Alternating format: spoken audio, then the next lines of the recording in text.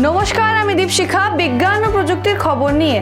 4টি ব্যর্থ প্রচেষ্টার পর বৃহস্পতিবার পরীক্ষামূলক ফ্লাইটটি কোনো লাইভ স্ট্রিমিং ছাড়াই এবং ইসরোয়ের সতীশ ধাওয়ান মহাকাশ কেন্দ্রের মধ্যে অবস্থিত শ্রীহরিকোটা লঞ্চ প্যাডে কম বৈশিষ্ট্যজনের উপস্থিতিতে পরিচালিত হয়েছিল।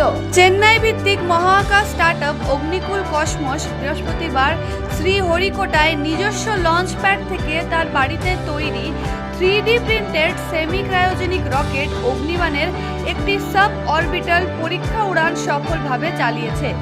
এটি ভারতের দ্বিতীয় ব্যক্তিগত সত্তা হিসেবে পরিণত হয়েছে। 4টি অসফল প্রচেষ্টার পরে বৃহস্পতিবার পরীক্ষামূলক ফ্লাইটটি কোনো লাইভ স্ট্রিমিং ছাড়াই এবং ইসরোয়ের সতীশ ধাওয়ান মহাকাশ কেন্দ্রের মধ্যে অবস্থিত শ্রীহরিকোটা লঞ্চ প্যাড কম বিশিষ্টজনের উপস্থিতিতে পরিচালিত হয়েছিল।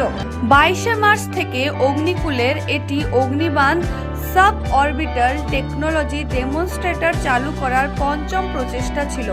এটি ভারতের উন্নতিশীল প্রাইভেট স্পেস ইন্ডাস্ট্রির জন্য একটি বিশাল উৎসাহ এবং একটি গর্বের মুহূর্ত এবং ভবিষ্যতে আমাদের জন্য কি রয়েছে তার একটি আভাস।